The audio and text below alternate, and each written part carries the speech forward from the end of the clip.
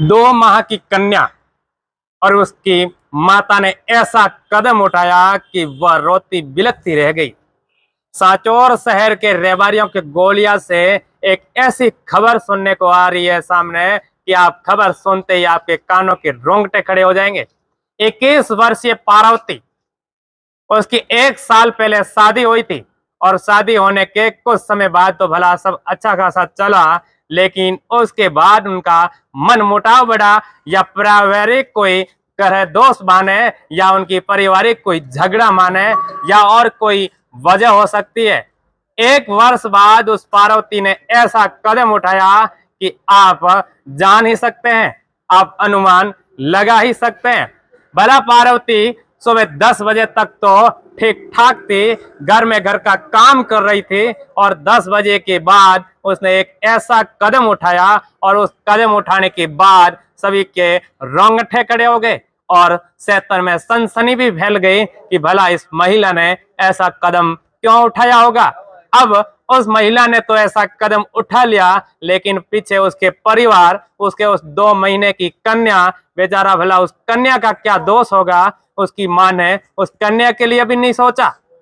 और ऐसे सूत्रों के अनुसार जानकारी मिल रही है कि उस महिला की 1 वर्ष पहले सांचौर में शादी हुई थी और शादी हुई थी उसके बाद तो कुछ समय के लिए सब कुछ अच्छा चला और उसके बाद उसके एक बेटी भी हो गई और तब तक भी अच्छा चला।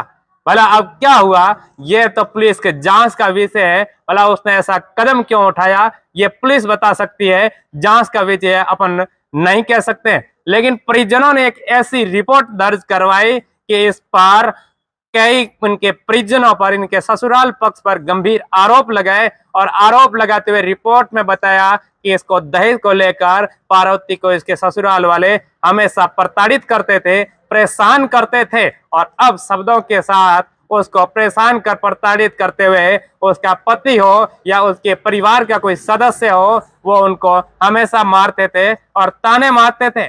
लंबे समय तक पार्वती को उसके पियर नहीं आने देते थे, उसको एक जेल में ही जकड़ के रखा था, ऐसा उस रिपोर्ट में बताया। अब ये पुलिस के जांच का विषय है, पार्वती ने ऐसा कदम क्यों उठाया होगा। लेकिन किसी व्यक्ति के उसकी जीवन लीला समाप्त करना ही उसके दुखों का समाप्त होना नहीं हो सकता।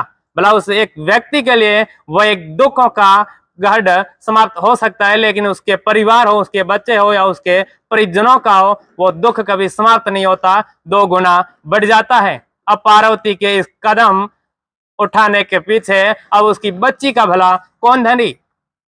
हो सकता है उसका पति जेलों में चक्कर काटे या जेलों की जालियों में हवा खाए, लेकिन फिर उस बच्ची का भला पीछे सार संभाल करने वाला कौन होगा। दोस्तों, आए दिन क्षेत्र में ऐसी कई घटना होती है जिससे परिवार के सदस्य खो बैठते हैं अपन, और ऐसी घटनाओं के पीछे अपन खुद जिम्मेदार होते हैं। अपने परिवार को, अपने खुद को सोच समझ कर निर्णय लेने होते हैं। एक दूसरे को दुख शेयर करने से ऐसी घटनाओं से अपन बच सकते हैं। ऐसा कुछ ही समय आता है जिसमें व्यक्ति ऐसे कदम उठाता है और उस कदम से पूरा परिवार दुख के सदमे में ढह जाता है और दुख का ही दुख बैठ जाता है।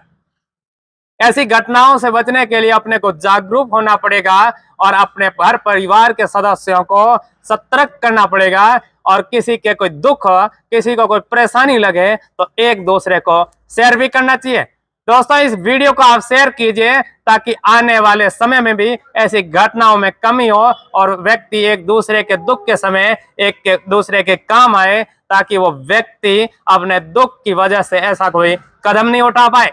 आज इस पार्वती के कदम उठाने के पीछे कोई वजह होगी, कोई कारण होगा, यह पुलिस के जांच का विषय है। लेकिन उस बेचारी 2 महीने की कन्या, उसका क्या दोष था, उस कन्या को उसकी मदर ऐसे छोड़कर चले जाना बेहद दुखद है।